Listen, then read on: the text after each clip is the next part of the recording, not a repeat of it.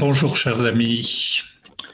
Comme je vous l'avais indiqué à la fin du cours précédent, nous allons quitter les campagnes de notre pays pour aller voir un peu plus loin.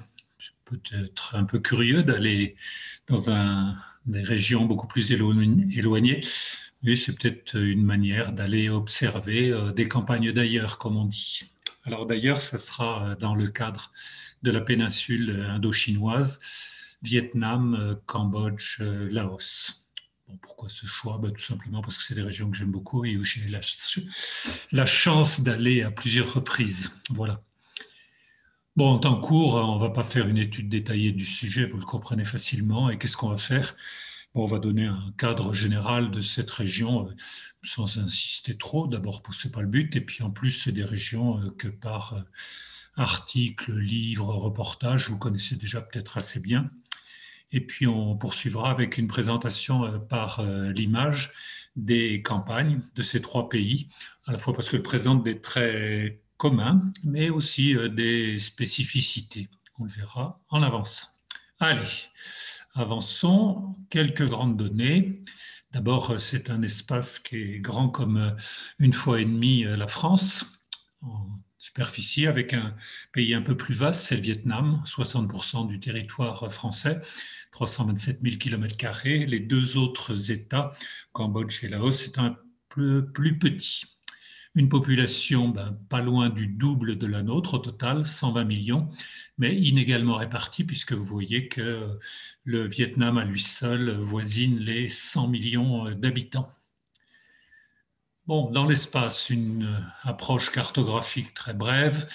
Vous pouvez observer que c'est pour le Vietnam, un peu moins pour le Laos, des pays qui sont tout en longueur, si on peut dire ainsi.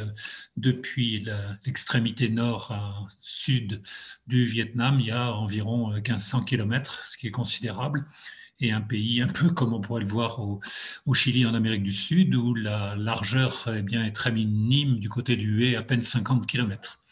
Laos a un petit peu cette forme-là, mais pas tout à fait quand même. Quant au Cambodge, c'est autour de Phnom Penh, un État qui se situe entre le golfe de Thaïlande et les rives du Mékong. Voilà pour un premier aperçu cartographique. Poursuivons, on est dans un ensemble beaucoup plus vaste. C'est un ensemble qu'on appelle de plus en plus aujourd'hui l'Asie-Pacifique. C'est une région en forte croissance et donc les trois pays de la péninsule ont un très puissant voisin, c'est la Chine au nord, et dans une bien moindre mesure à l'ouest, la Thaïlande, mais qui est un pays en fort développement. Alors si on résume, dans cette vaste région, nous avons des pays fort différents en termes de développement économique et social. D'abord, il y a des pays très développés, le Japon, la Corée du Sud, Taïwan, qu'on appelle la petite Chine, Singapour, une ville, cité-État très développée. Et puis bien sûr, la Chine a un petit bémol près, c'est la Chine de la partie orientale du pays, celle qu'on voit dans les reportages, Canton, Shanghai, Pékin, etc. La partie à l'est, à l'ouest, pardon, quand on va vers le Tibet ou les pays d'Asie centrale, là, le pays est nettement moins développé. Il y a des pays émergents, on vient de le citer pour le Vietnam, qui fait partie aujourd'hui, on peut dire, de cette catégorie-là, avec la Thaïlande, la Malaisie ou l'Indonésie. Et puis, il y a aussi des pays en retard de développement, comme le Cambodge, le Laos, qui est un petit peu moins pauvre, et la Birmanie. Voilà un petit peu les brossés à très grands traits, les niveaux de développement de ces différents pays. Alors, avançons. Un petit rappel, mais ce n'est pas le rôle ici de faire de l'histoire. Et puis, José Cubero a déjà fait, au moins pour le premier point, la guerre coloniale avec la France, une étude bien détaillée. Donc, c'est une histoire tumultueuse. Après la Deuxième Guerre mondiale, qui avait été très, très dure, avec beaucoup, beaucoup de victimes. C'est la guerre coloniale avec la France, bien sûr, qui se termine par les accords de Genève en 1954. C'est les conflits, puisque le Vietnam a été séparé en deux, entre le nord communiste et le sud occidental du Vietnam, et puis l'entrée en guerre des forces américaines aux côtés du Sud-Vietnam, jusqu'à la réunification du pays. À pas oublier aussi d'autres conflits, bien sûr le terrible génocide cambodgien pendant la tyrannie Khmer Rouge, cette utopie meurtrière, pour reprendre le titre du livre de Pignataï. Et puis pas oublier plus discret, mais les conflits qui ont existé au Laos jusqu'à la prise du pouvoir en 1975 par le Pathet Lao. Aujourd'hui, il n'y a pas de conflit ouvert du tout de cette importance, ce qui ne veut pas dire, attention, qu'il n'y a pas quelques tensions dans cette partie du monde qu'on appelle l'Asie-Pacifique, et nous en parlerons peut-être dans un autre cours que celui-ci. Alors, continuons cette présentation en disant des choses qui sont connues, évidentes, il n'y a pas lieu de s'y appesantir. C'est que depuis une quarantaine d'années, comme dans l'ensemble de l'Asie-Pacifique, on a une situation de paix. Alors de paix, vous mettez des guillemets, hein, vous savez très bien qu'il y a des moments où les tensions sont assez marquées. Prenez par exemple l'exemple de Hong Kong.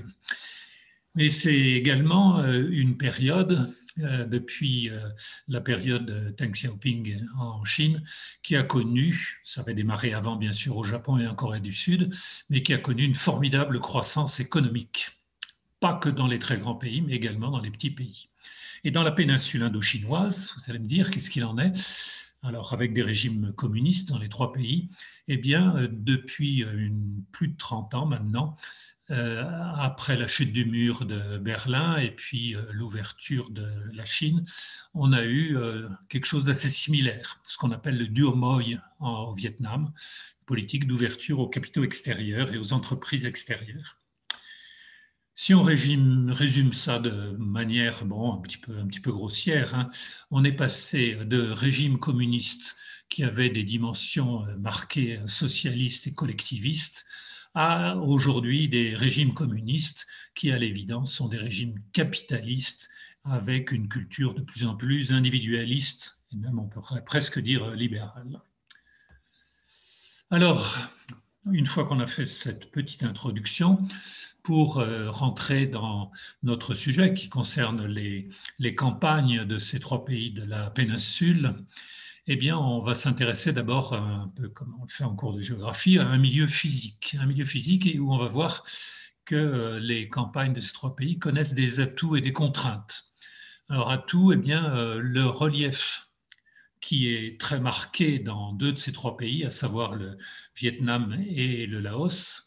Je vous en montre une photo tout de suite. Regardez, là on est près de la frontière entre le nord du Vietnam et le sud de la Chine, près de la fameuse route RC4, bien connue des historiens.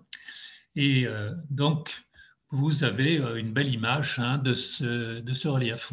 Ça veut dire en clair pour les campagnes, l'espace utile pour l'agriculture, il est limité. On a dit tout à l'heure que le Vietnam, c'est à peu près 60% de la surface de la France. Si on regarde les terres cultivables, les terres arables, en France, on est à 29 millions d'hectares. Au Vietnam, on est autour d'une dizaine de millions, pas plus. Voilà, donc là, il y a une contrainte très réelle. Et puis, il y a d'autres aspects qui sont plutôt du côté des atouts. C'est qu'on a une pluviométrie abondante, ce qui est toujours intéressant pour les récoltes, et avec un potentiel hydraulique important, organisé autour de deux très grands bassins qui sont bien connus. Le bassin au nord du Song Hong, qui est plus connu sous le nom de fleuve rouge, et puis au sud, le grand bassin du Mekong. On ne peut pas dire que tout est parfait, il y a souvent des pluies excessives avec des inondations. Mais en tous les cas, on a des climats tropicaux au sud, subtropicaux au nord, qui sont favorables notamment à la production de riz, mais également d'autres cultures. Alors, voyons un peu ces deux aspects. Là, vous voyez, on est dans les montagnes du nord du Vietnam. Ce n'est pas que des petites montagnes, ça culmine à plus de 3000 mètres à certains endroits. Vous voyez toutes ces magnifiques rizières en terrasse qui demandent beaucoup de savoir-faire pour les entretenir, pour les valoriser. Ça demande de la main-d'œuvre aussi. Et donc, les paysans vietnamiens, comme dans leurs voisins laotiens, ont su utiliser à mieux les disponibilités en terre, même si, encore une fois, elles sont pentues, et les disponibilités en eau avec des réseaux de petites rigoles pour acheminer l'eau vers les parcelles de riz. Je parlais des grands fleuves, ben là, vous voyez une photo prise au Laos, dans le nord du pays. Vous voyez les montagnes qui bordent le Mékong, là, un moment d'un endroit du rétrécissement, pas très loin de Pak-Sing.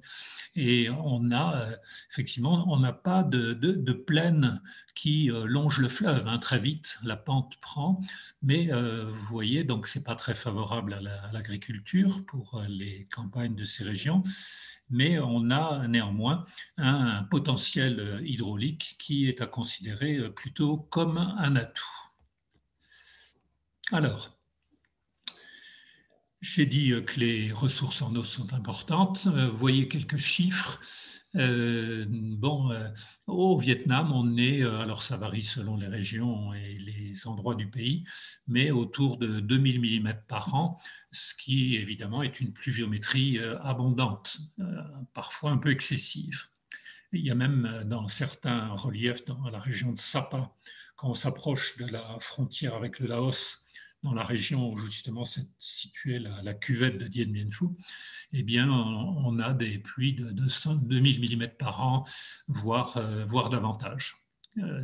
Pour faire un petit point de comparaison, si vous ne l'aviez pas en tête, à Tarbes, il tombe 1000 mm par an. Au Cambodge, c'est très, très, très irrégulier, avec des niveaux qui peuvent aller de 4 mètres d'eau par an pour à peine un peu plus d'un mètre, et avec donc des régions du Cambodge qui connaissent des périodes hivernales sèches.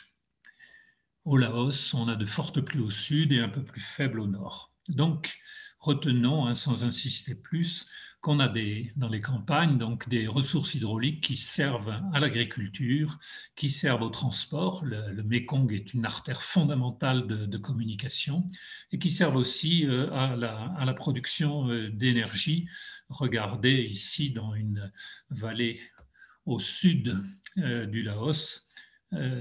C'est pas moi qui ai pris cette photo-là que je trouve très belle, qui est de l'Agence française de développement qui a fait une étude d'impact de ce barrage. Donc, vous voyez une retenue de grande dimension. Et ce qui est intéressant à pointer, c'est que cette énergie hydroélectrique abondante, le Laos n'en avait pas l'usage pour lui tout seul. Donc, une grosse partie de la production est vendue à la Thaïlande. Ça, vous allez dire, est quelque chose d'assez banal là-dedans. Ce qui est plus intéressant, c'est de savoir que les retombées économiques liées à la vente d'électricité aux voisins thaïlandais qui en a beaucoup besoin, ça sert à des programmes de développement sociaux et notamment dans les zones rurales, ce qui est assez intéressant. Donc, un ouvrage qui avait donné lieu à des discussions, notamment dans certaines ONG environnementales, qui trouvaient qu'on risquait de perturber faune et flore, et puis en même temps qu'il y a 6000 paysans qui ont été délogés. Alors, ceci étant, l'étude d'impact est intéressante parce que ce n'est pas toujours le cas, mais là, il y a quelque chose d'assez exemplaire dans la manière dont des exploitations agricoles ont été réattribuées aux paysans laotiens qui avaient connu les conséquences de cet équipement. Ce qui prouve que tout équipement n'est pas forcément toujours un obstacle pour les populations qui le vivent. Alors, continuons notre petit tour dans les campagnes. Voilà, on revient à nouveau dans ce fleuve magnifique qui est le Mékong.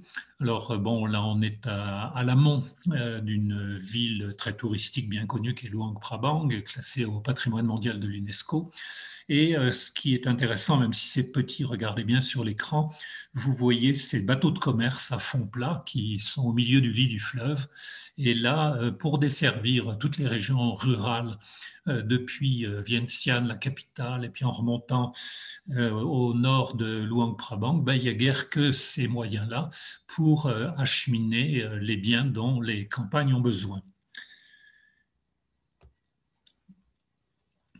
Cette pluviométrie abondante et le savoir-faire aussi des paysans et la main-d'œuvre qui est nombreuse, eh bien, ça aboutit. Là, on change de coin, on est au Cambodge et vous voyez une rizière avec, si vous observez bien en tout premier plan, là, un petit canal d'irrigation et on a une rizière. Alors, où on peut le voir, hein, on n'est pas en train de faire de l'agronomie, vous pouvez voir qu'elle est bien tenue, hein, qu'elle est bien conduite, il y a une belle densité et c'est certainement une parcelle qui va donner de bons rendements sans que pour autant les paysans abusent des intrants, que ce soit des pesticides ou des engrais chimiques. Ça ne veut pas dire qu'ils n'existent pas, mais tout au moins pas à l'échelle de ce qu'on connaît dans les agricultures occidentales.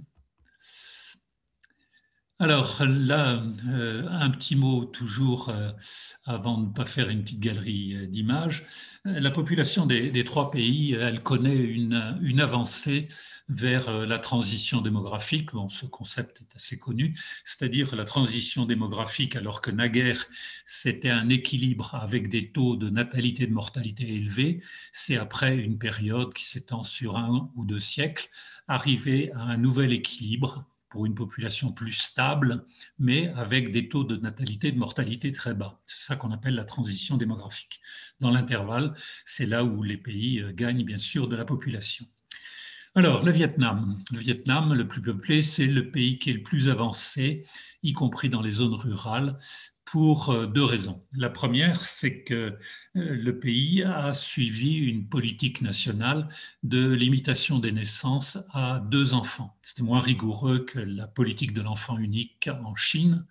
Les Chinois s'en mordent d'ailleurs pas mal les doigts aujourd'hui et avec également un niveau de développement plus important. Alors, il est plus important en particulier dans les villes, et le planning familial a commencé à pénétrer par là, et avec donc une meilleure maîtrise de la fécondité. Mais aujourd'hui, même dans les bourgs et dans les campagnes, pas trop reculées, mais je pense à des provinces au sud d'Hanoï, par exemple, où on a bien effectivement un réseau de dispensaires qui permet, avec une bonne accessibilité pour les femmes, d'arriver à une maîtrise de la fécondité. Donc, premier cas, celui du Vietnam. Le Cambodge. Le Cambodge, ben, vous savez l'histoire tragique. Le pays a perdu à peu près le tiers de ses habitants pendant la période Khmer Rouge de 75 à 79. Bon, et puis une population qui a eu du mal à se relever. J'étais moi-même en 79 à la frontière du Cambodge et de la Thaïlande dans les camps de réfugiés. C'était l'horreur, il n'y a pas d'autre terme. Alors, après cette guerre interne, il a connu une natalité très élevée. Aujourd'hui, plus de 50% de la population a moins de 25 ans.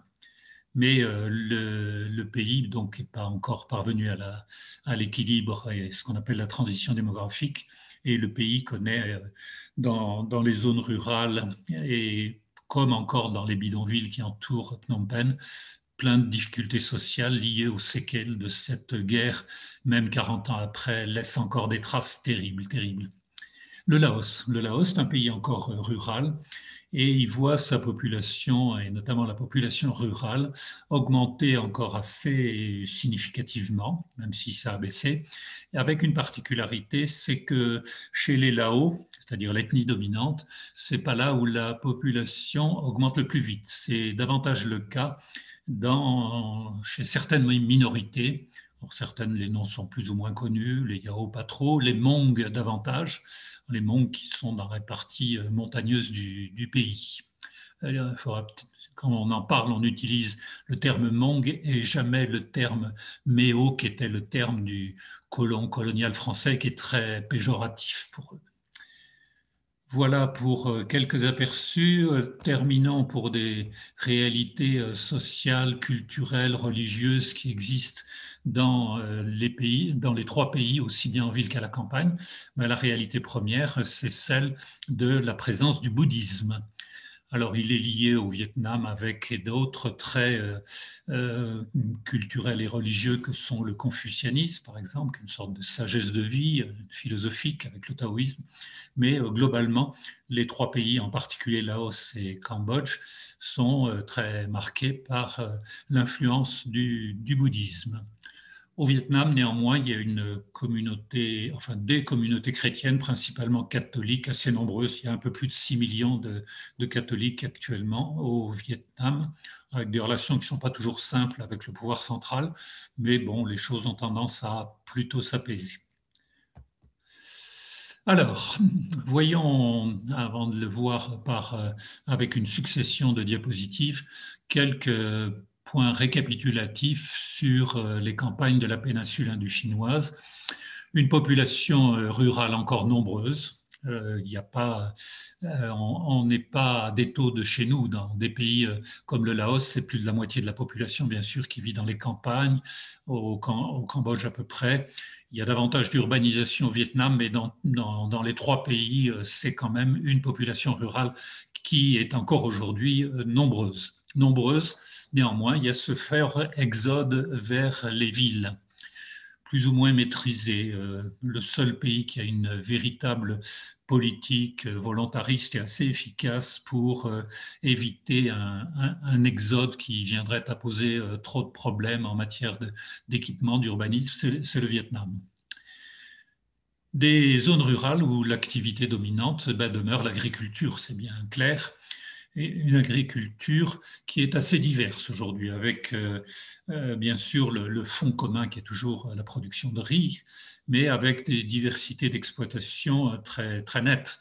Vous avez des exploitations qui ont recours à des conduites assez modernisées, à un début d'équipement, de machinisme, etc. C'est le cas dans les deux deltas que j'ai déjà cités.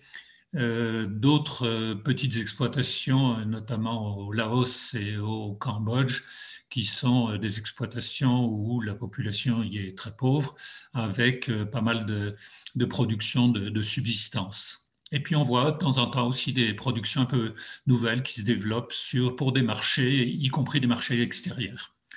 Alors, est-ce que les campagnes, c'est uniquement agricole? Non, non, non. Sans avoir la diversité de chez nous, on trouve de l'artisanat traditionnel pour les marchés locaux, donc un artisanat de production.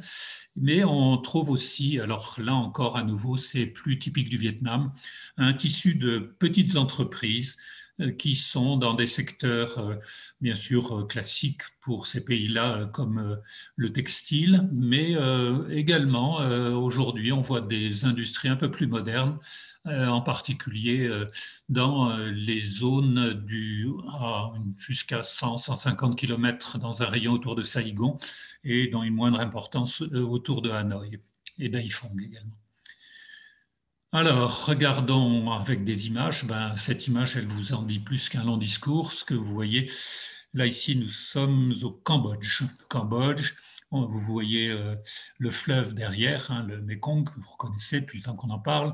Et ce qui vous frappe, évidemment, c'est la jeunesse de cette population, et de population de moins de 12 ans, hein, sur la photo, un petit hameau au bord du fleuve, et avec donc des familles où aujourd'hui on est plutôt autour de 4 voire 5 enfants et non pas de 2, 3 comme c'est le cas dans les villes du Vietnam.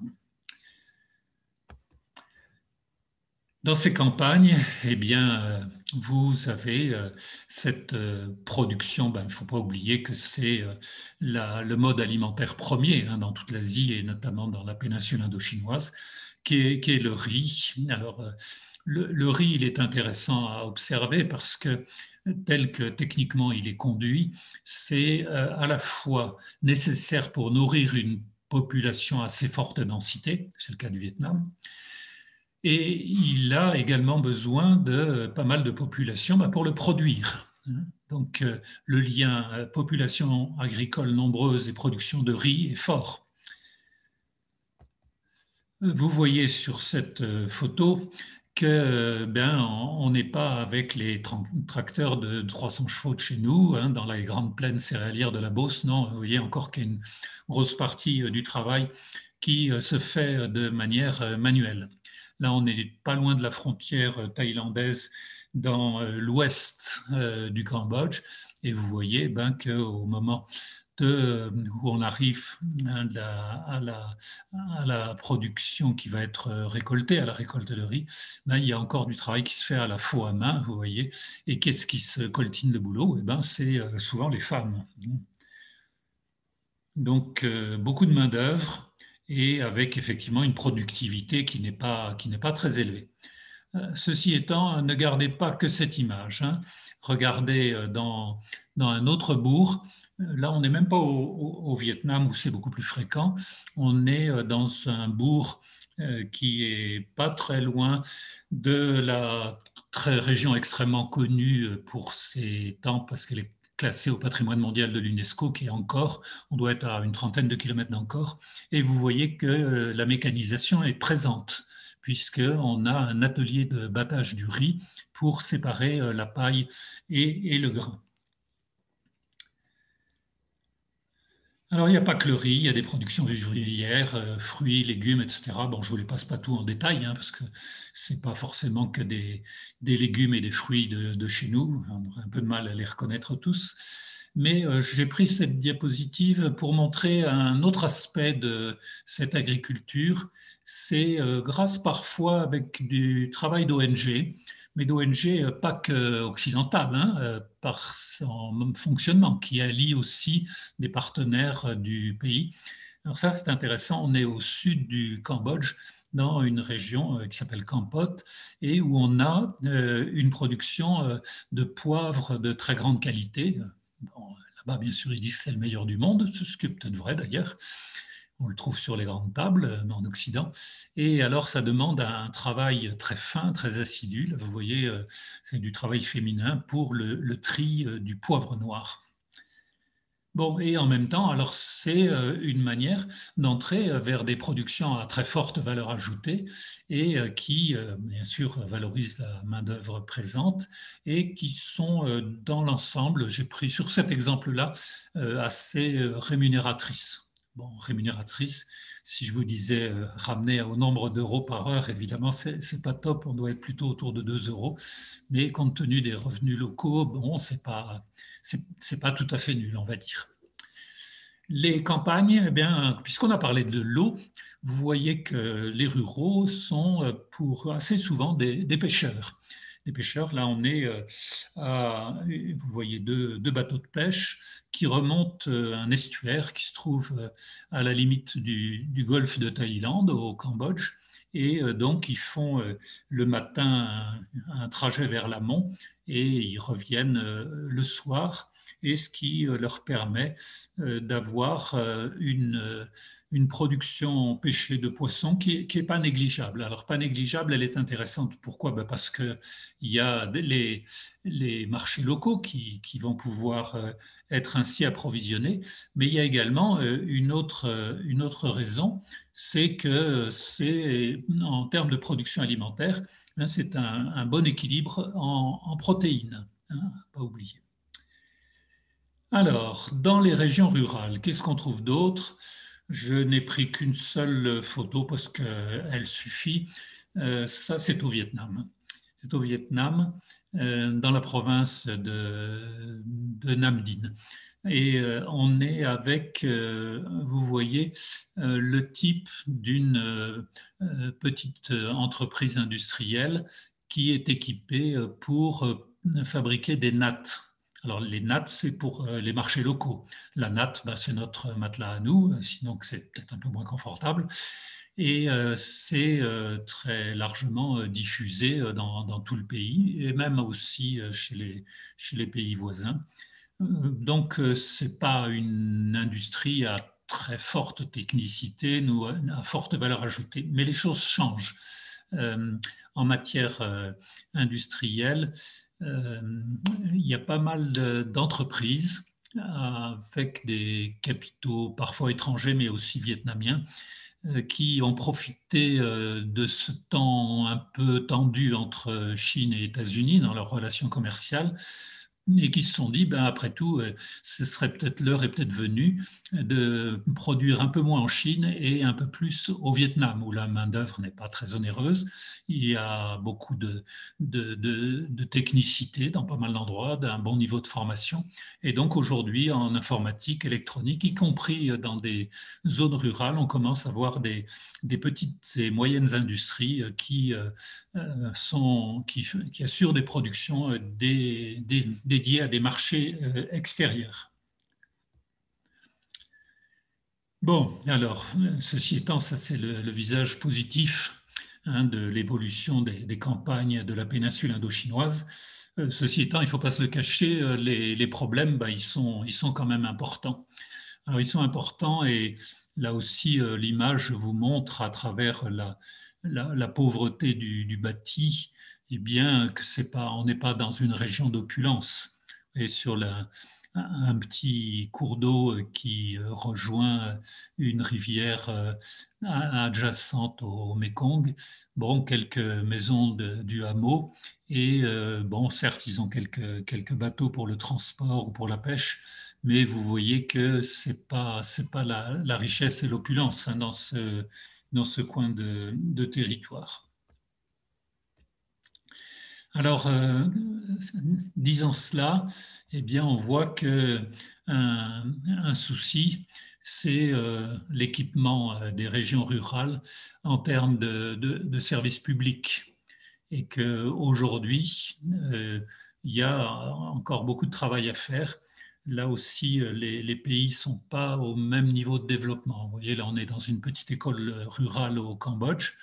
Bon, c'est simple. Bon, l'essentiel est fait pour que les enfants jusqu'à 10-12 ans puissent avoir un bagage minimal. Il y a dans ce pays aussi des écoles souvent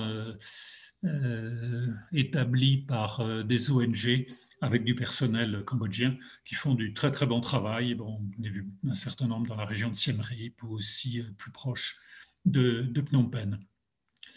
Au Laos, c'est un petit peu différent. Au Laos, alors vous avez bien sûr quelques écoles, pas suffisamment, mais il y a un cadre de formation qui est assez, pas spécifique, mais quand même plus développé dans ce pays-là que dans les deux autres.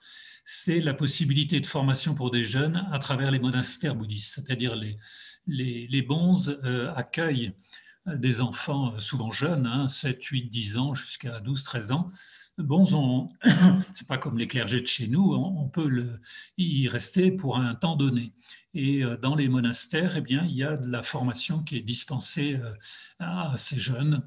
Je ne suis pas assez juge pour voir le niveau et la qualité, mais en tous les cas, il y a cette présence-là qui est à signaler. Au Vietnam, alors au Vietnam, là, c'est nettement plus avancé. Au Vietnam, d'autant plus que le fonds culturel dont j'ai parlé, un peu brièvement lié au confucianisme, au taoïsme, etc., fait que l'éducation, la formation, c'est une valeur. C'est une valeur. Et pour celles ou ceux parmi vous qui auraient vu le film qui s'appelle Les Pépites, pris dans les bidonvilles et la décharge qui entoure Phnom Penh, quand on demande aux enfants ben, qu'est-ce qu'ils voudraient pour sortir de la misère, ben, ils demandent deux choses, à manger et ils demandent à pouvoir aller à l'école. Hein, vous voyez, donc il y a cette dimension-là, vous le voyez dans cette photo-là, c'est sur le rebord de la décharge de Phnom Penh. Mais précédemment, ce que je voudrais vous montrer, c'est cette photo ici, c'est que les campagnes pauvres, eh bien, c'est de là que partent les familles des paysans qui n'arrivent pas à survivre. Et la difficulté énorme, c'est que ces paysans pauvres, eh bien, ils vont grossir les bidonvilles qui enserrent hein, les capitales ou les villes. Ici, on est dans un bidonville pas très loin de Phnom Penh. Bon, là où on est dans des conditions humaines et sociales, bon, il ne faut pas avoir peur des adjectifs qui sont effroyables, oui. Mais voilà, il y a cette réalité, c'est-à-dire la ville. Ici, on voit Vientiane, la capitale du Laos. Ce n'est pas une très grande ville, Vientiane, mais enfin, c'est un espèce de, je ne dis pas de miroir aux alouettes, mais c'est une attractivité qui est très forte et qui est terrible parce que les paysans des rizières se disent ben, il faut absolument que je parte et que j'aille m'installer à Vientiane. Seulement, il n'y a pas forcément de travail, il n'y a pas forcément d'emploi et il n'y a pas forcément de revenus. D'où la photo du bidonville que je viens de vous présenter à l'instant. Donc cet exode rural, c'est une des grandes questions qui va marquer la vie de ces régions rurales du sud-est asiatique dans les années qui viennent. sachant qu'encore une fois, les niveaux de développement ne sont pas les mêmes. Au Vietnam, c'est une situation qui est moins difficile, moins douloureuse qu'au Laos et encore plus au Cambodge. Alors, ce n'est pas la seule question, il y en a encore, je vais terminer par là, 3 questions qui me semblent assez importantes pour le devenir des régions rurales. 3 points tout au moins. Le premier, même si à plusieurs reprises, j'ai indiqué que le Vietnam avait avancé un peu plus vite, là, nous sommes au Vietnam, hein, dans les montagnes du Nord. Et la photo, là aussi, il n'y a pas besoin de la commenter longtemps. Vous voyez cette paysanne portant son bois et qui conduit sa vache et son veau. Bon, ça veut dire qu'aujourd'hui encore, dans les régions rurales, les familles de paysans vivent encore très souvent dans une grande pauvreté et n'ont pas accès à beaucoup de services, et notamment de services de santé. Voilà, donc la question, c'est le développement de ces régions rurales et des moyens, alors qu'ils soient du pays lui-même, soit qu'ils viennent de la Banque mondiale ou d'autres organisations financières, pour permettre le développement de ces régions. Une deuxième image, alors la photo n'est pas très bonne et je l'ai quand même prise exprès. Exprès, pourquoi? Alors ici, on est à nouveau au Vietnam. Pourquoi je l'ai pris? Parce que vous avez, ça vous semble pas tout à fait évident sur la photo, mais vous avez un trait de la modernité et du développement économique qui apparaît, tout simplement parce qu'il y a des lignes électriques. Et la pénétration de l'électricité dans les campagnes, c'est un bon indicateur de développement économique et social. Donc, vous voyez là un effort pour un réseau qui ne soit pas un réseau exclusivement urbain, mais qui permette la desserte d'une partie croissante des territoires. Et puis la dernière, et on va en finir par là. Ah, que dire? Alors, nous sommes à nouveau sur le Mékong. Et vous voyez, alors il n'y a pas l'échelle, mais un pont absolument gigantesque, qui est un pont qui montre la capacité des Chinois, des entreprises chinoises, à investir un peu partout dans le monde, mais notamment dans les pays proches. Et là, c'est une voie de communication rapide prévue entre une province chinoise au sud, qui est le Yunnan, vers la Thaïlande et vers les eaux de l'océan Indien et du golfe de Thaïlande. Alors, pourquoi je vous mets cette diapo qui est récente? Je l'ai prise il y a 2 ans, pas plus. Eh bien, parce qu'il y a des questions à travers ça. Les questions, c'est que autant j'avais mentionné que certains types d'investissements, quand j'avais parlé du barrage de Nam Ton 2, qui montre que tout investissement n'est pas négatif pour les régions rurales. Ici, c'est un peu différent. Pourquoi? Parce que les expropriations tout le long des voies de communication se font plus à coup de corruption qu'à coup de respect des droits des paysans. D'autre part, parce que la Chine amène les entreprises chinoises qui opèrent dans des pays tiers à avoir une main-d'œuvre exclusivement chinoise et que cette population chinoise est fortement incitée à y demeurer. C'est-à-dire, on pourrait voir à travers cette politique, alors on a les grandes routes de la soie à l'esprit, mais dans les pays d'Asie et de proximité, là ici c'est le Laos, comment voulez-vous qu'un tout petit pays qui a peu de moyens, qui a des finances publiques où la Chine a la majeure part des crédits, parce que la Chine ne donne jamais, elle prête, eh bien, d'avoir des crédits difficiles à rembourser. Dans ces cas-là, comment dire non à la Chine qui vient proposer ses services pour désenclaver ces territoires. En réalité, quand on parle de désenclavement, il faudrait se poser des questions. Est-ce que c'est le désenclavement de régions méridionales de la Chine que l'on recherche pour gagner les ports de Thaïlande, ou est-ce que c'est véritablement une desserte pour les locaux? Je suis très dubitatif après avoir vu ça et après avoir parlé notamment avec des paysans expropriés de ces coins-là, et de se dire que la puissance chinoise est en train, dans des régions, là, de ces pays qui ont du mal à contrer cette présence massive, devient un réel problème, à l'exception, encore une fois, du Vietnam, qui, pour des raisons historiques, et bon, et même si le secrétaire général du Parti communiste vietnamien se veut proche du régime chinois en place, mais ils savent tenir les Chinois à distance et à leur juste place. Voilà, donc vous voyez un certain nombre de questions autour du devenir de ces régions. Et ben, si vous avez l'occasion de vous y rendre, surtout n'hésitez pas à aller voir les campagnes d'ailleurs, que ce soit à Asie ou dans d'autres latitudes ou longitudes.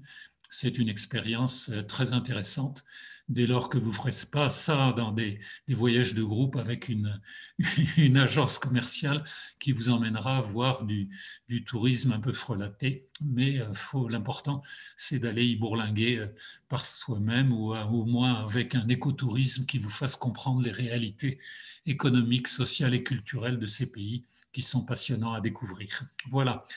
Eh ben, on en a terminé. Ben, on ne sait pas si on se retrouvera plus tard, mais en tous les cas, sachez que j'ai eu plaisir à faire ce parcours avec vous.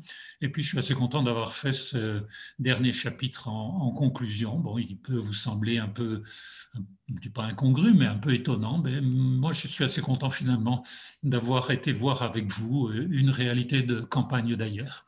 Voilà. Eh bien, bonne continuation. Au revoir.